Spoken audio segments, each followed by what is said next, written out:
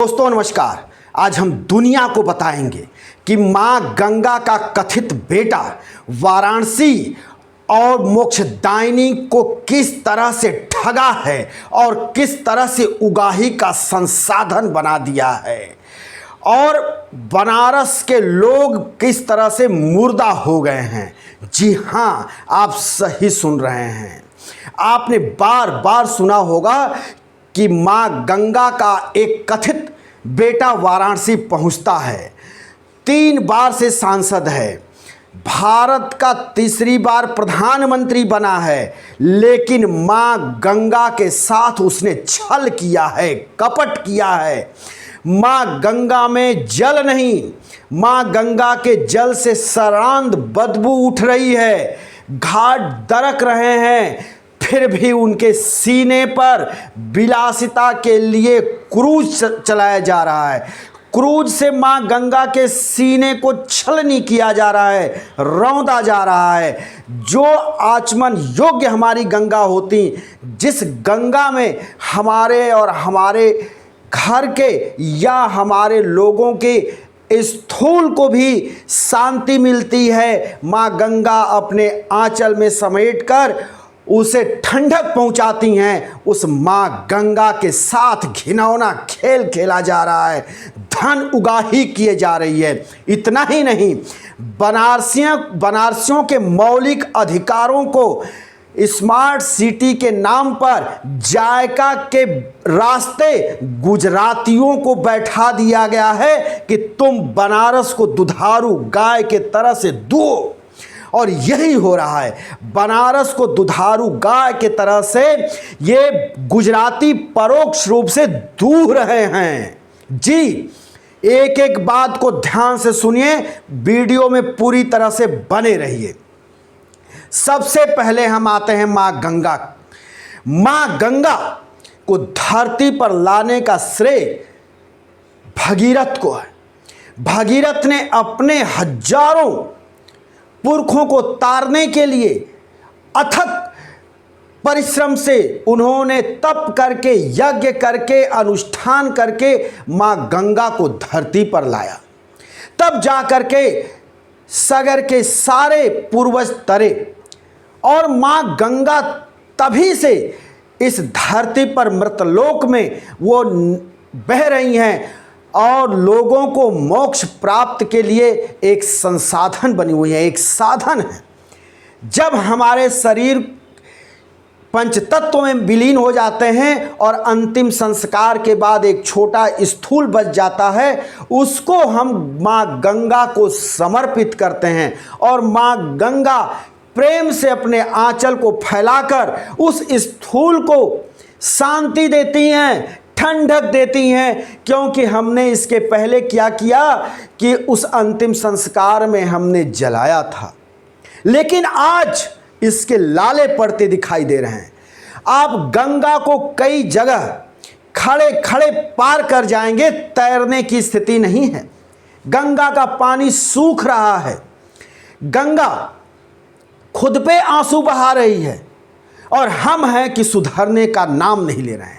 इतना ही नहीं, इसी बीच में कूद पड़ते हैं कुछ धन लोलुप, और धन लोलुप वो जो सत्ता के सर्वोच्च सिंहासन पर बैठा हुआ है, जिसने बनारस को तिल तिल करके मारा है, बनारस के हर संसाधनों पर कब्जा जमाया है और वहां से कर रहा है उगाही। मां गंगा के हालात ऐसे हो गए हैं, जल है नहीं, मां गंगा पाट छोड़ चुकी हैं, घाट के तरफ से किनारा छोड़ चुकी हैं। उसके बावजूद इस बेशर्म को शर्म नहीं आती और मां गंगा के सीने पर बदस्तूर समुद्र में चलने वाले क्रूज चलाए जा रहे हैं। क्रूज में भोग विलासिता की जा रही है। गंगा मोक्ष के लिए है, विलासिता के लिए नहीं। गंगा किनारे बैठ करके संत महात्मा ऋषि अपने परलोक को बनाते हैं, मां गंगा के जल को आचमन करते हैं। मां गंगा से भगवान शिव का स्नान कराया जाता है, अभिषेक कराया जाता है, और उस गंगा को इस लायक नहीं छोड़ा कि हम गंगा के जल का आचमन कर पाए। बनारस में गंगा की ऐसी स्थिति हो गई है कि जल से सड़ांध बदबू उठ रहा है। जल बहुत कम बचा है। गंगा बनारस के घाटों पर जब आप जाएंगे, उस पार देखेंगे तो पूरा रेती का साम्राज्य है।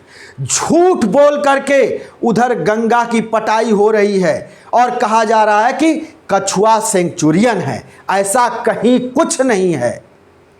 इसी तरह से गंगा के इस पार कॉरिडोर के नाम पर गंगा को पाटा गया। गंगा के अंदर वाराणसी के केवट पहले नाव चलाया करते थे। न नाव में इंजन थे, कुछ भी नहीं। पर्यटक आते थे, गंगा स्नान करने वाले तीर्थयात्री आते थे, केवट उनको गंगा घाट को घुमाया करता था, जिससे उसके पेट भी पलते थे, उसके बच्चों को रोटी भी मिलती थी। लेकिन आज इस क्रूज के चक्कर में उसका भी सब कुछ छिन गया। इतना ही नहीं, घाट को बेचा। उधर 80 घाट के नाम पर और इधर दूसरे तरफ राजघाट के बगल में नमो घाट के नाम पर पहले तो वहां टिकट लगाया गया। जब लोगों ने विरोध किया तो टिकट हटा करके वहां पार्किंग के नाम पर वसूली की जा रही है।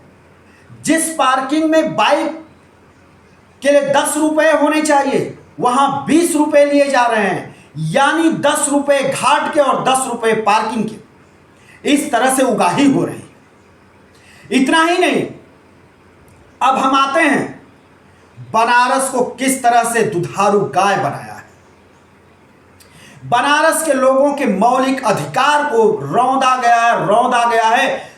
मौलिक अधिकार की वहां डकैती हुई है, डाका डाला गया है। बड़े बड़े मैदान शहर के अंदर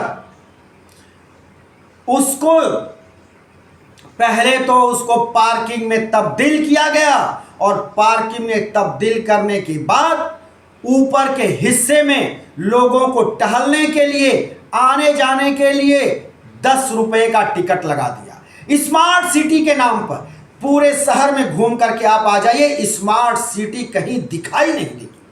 और स्मार्ट सिटी के नाम पर ठीक है, पार्किंग आज की जरूरत हो सकती है। पार्किंग की स्थिति यह है कि घंटे के हिसाब से गाड़ियों से चार्ज किया जाता है। यह सब हो रहा है, और यह सब करने वाले कौन बैठे हैं? गुजरात के लोगों को बैठाया गया है, और वो भी स्मार्ट सिटी के नाम पर एक जायका संस्था वहां काम कर रही है बनारस में। जिस पार्क में, जिस मैदान में बूढ़े बुजुर्ग, मां बहन सभी सुबह शाम टहलने जाया करते थे स्वास्थ्य के लिए, बच्चे जाते थे, खेलते थे, उस पे ताला लगा दिया गया। वहां पर भी 10 रुपए का टिकट कर दिया गया कि 10 रुपए का टिकट लोगे तभी अंदर जाने को मिलेगा। ये हमारे मौलिक अधिकार हैं। क्या हम अपने पार्क में जा नहीं सकते और हमसे वसूली की जाएगी? ये इस तरह के मौलिक अधिकारों को भी रौंद दिया गया है। इतना ही नहीं, ये कथित सांसद और कथित बेटा बनारस के स्वास्थ्य के साथ भी खिलवाड़ किया है। बनारस में 2 हॉस्पिटल, बड़े हॉस्पिटल, सरकारी हॉस्पिटल है, जिसमें एक मंडली हॉस्पिटल है जिसका नाम है श्री शिव प्रसाद गुप्त हॉस्पिटल। उसको आम बोलचाल के भाषा में बनारस में लोग कबीर चौरा अस्पताल के नाम से जानते हैं। कबीर चौरा हॉस्पिटल बहुत बड़ा हॉस्पिटल है, लेकिन हॉस्पिटल खुद ही बीमार है। अगर ये कहें कि हॉस्पिटल को डायबिटीज हो गया है, हॉस्पिटल न्यूरो का शिकार है, हॉस्पिटल यूरोलॉजी से ग्रस्त है, हॉस्पिटल की किडनी फेल है, और तो न जाने क्या क्या है। उसके हार्ट काम नहीं कर रहे, फेफड़े काम नहीं कर रहे, लेकिन मजाल क्या कि उस हॉस्पिटल को अपग्रेड कर दिया जाए।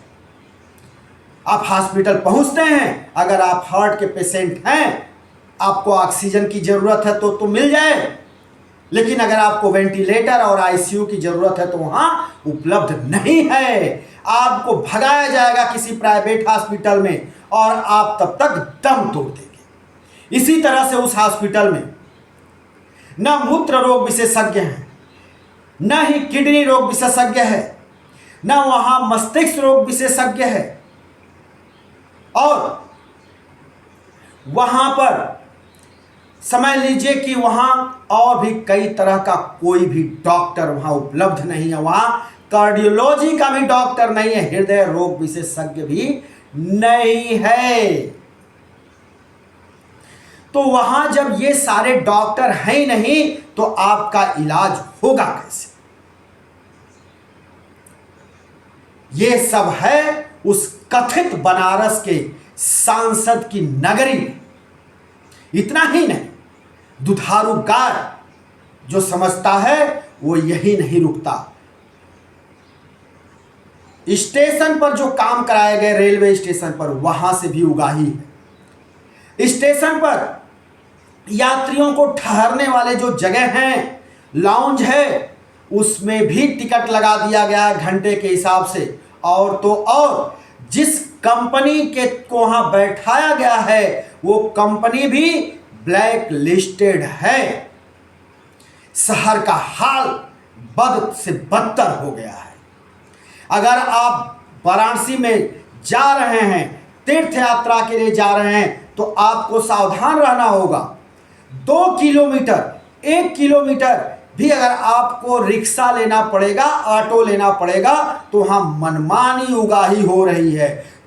खुली लूट की छूट है। 500, 700, 800 आपसे लिया जाएगा। इतना ही नहीं, माला फूल के नाम पर जो माला फूल 10 और 20 रुपए के मिलने चाहिए वो आपको दिए जा रहे हैं 250, 500 में।